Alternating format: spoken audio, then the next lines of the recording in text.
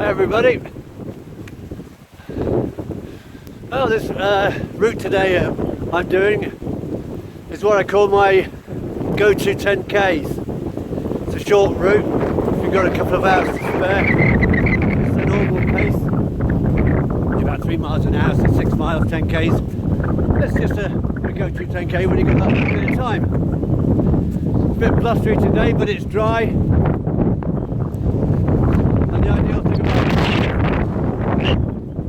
is it's got a very different or varied amount of terrain. Got a little flat bit here now. I'm just less than a kilometre in from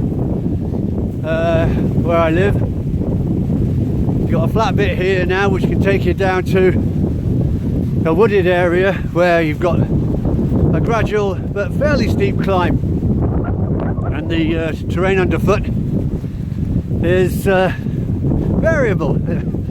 It's a good little route because of the different types of terrain. Not only good for your legs and your lungs on the uphill stretches, but because of the different ground, where you've got uneven ground which makes your ankles and everything work, so it's good for them for strengthening up the muscles and tendons around your ankles and your feet.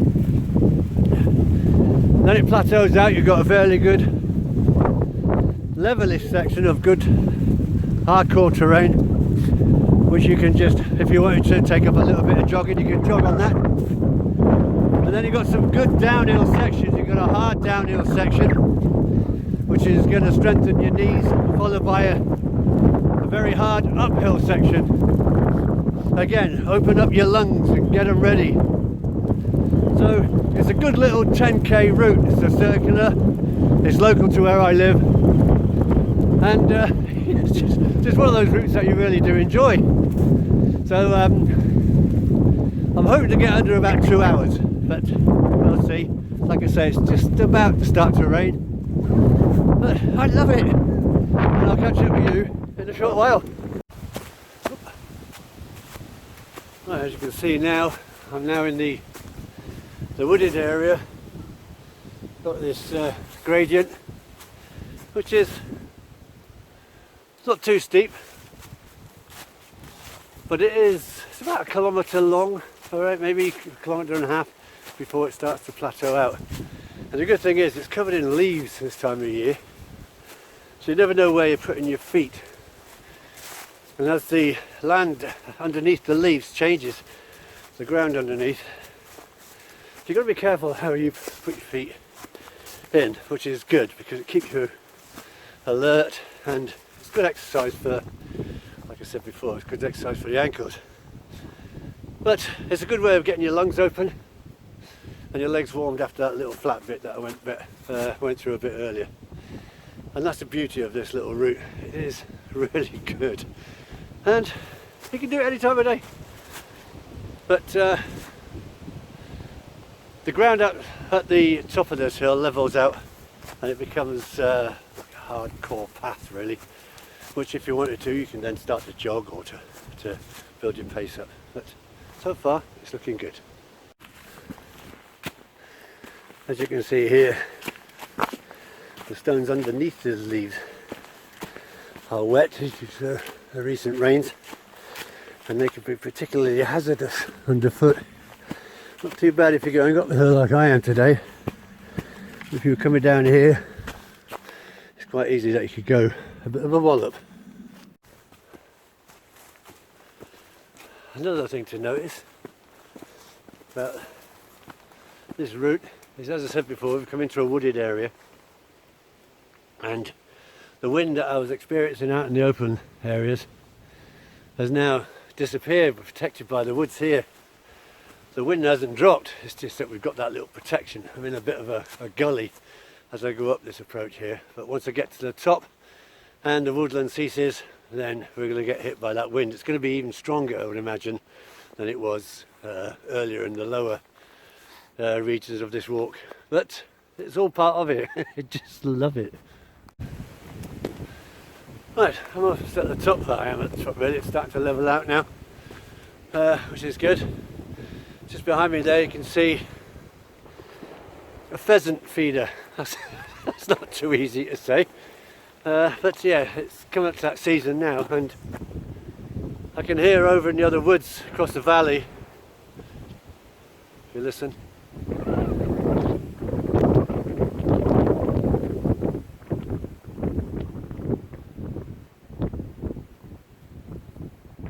No, it hasn't frozen, but no.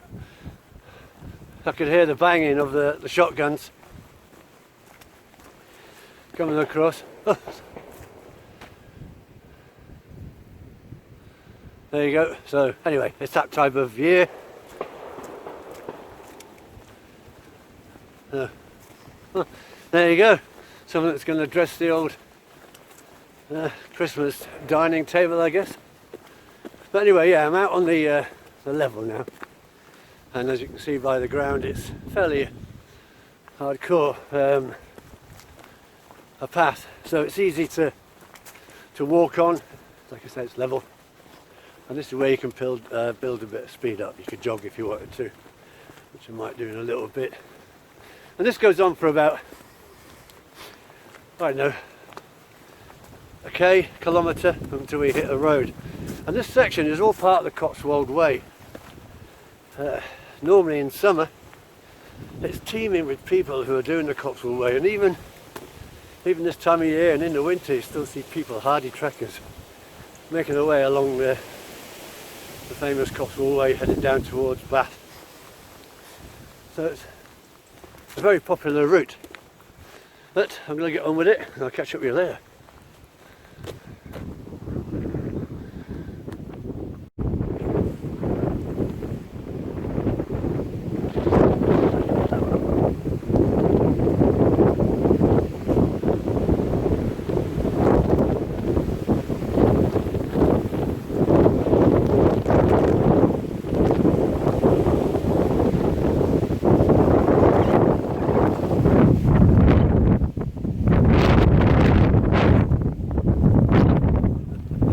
One of the beauties of this route, the views are exceptional, and even now on a day like today where it's cloudy, you can almost see all the way over to the River Severn.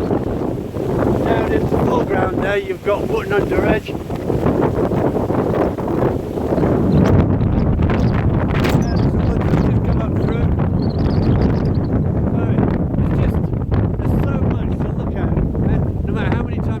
You just do not tire of the views. It's incredible. I've been up here when it's been thick of snow, and that doesn't happen very often, but when it does, it's just outstanding. And the wind, it's just so fresh. It's unbelievably fresh, untarnished by the outgoings of exhaust pipes and anything like that. It's just clear air. One of the reasons why I love walking. What I've got now is about a K of this single track road. It's quite level at the moment, but it does drop down into quite a steep gradient, 1 in 10 I think that sign says. I think. But yeah, I've got to follow this down at the bottom, pick up another track, and then I've got a bit of a hard hill to come back up, and it meets up back with this road. So I will be coming back up here, but just look at that.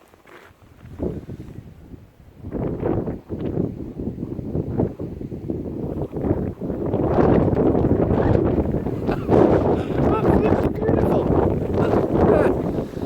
I know it's a road surface, but it ain't a busy road. You do get the odd bit of traffic coming up here, but again, it's part of the Cotswold Way. And it brings you up from Coombe Valley, from Wootton Under Edge, and up this way, and it follows the route that I've come up through the woods and everything before disappearing south towards Bath. But yeah, I do like this route, and it's got a lot of variables, the types of terrain you're on, the road, the rocks, the uneven surface. As I mentioned before, the road does drop down quite steeply.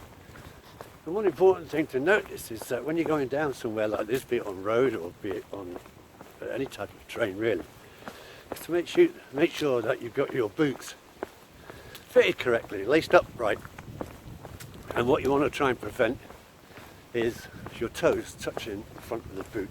As you put your foot down, your feet are going to slide forward, but the way you lace your boots up prevents that from doing it, so much so that your toes don't keep touching the front end of your boot.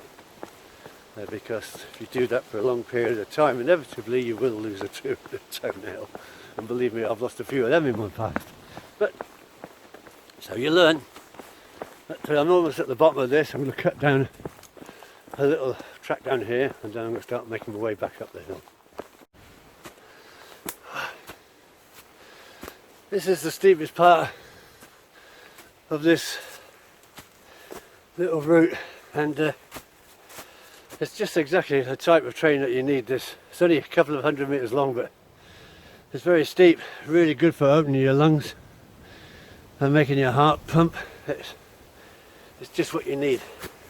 And like I say, it's not too long, but it's ideal. It's going to get a little bit steeper before it evens out, but really good. Oh, nearly at the end of my journey now. Got a little bit of downhill section once I get past all these Sunday lunches. And then,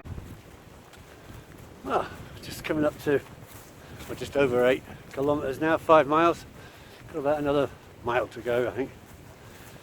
A bit of downhill section here, then head over into a field, and that's me home. Well, about another 250 metres just up through the housing estate, and then I'm back. And that's it, over 10 k's over. Here's what I think. Don't go out unless you've got enough storage on your phone. Rob the Sloth, signing off.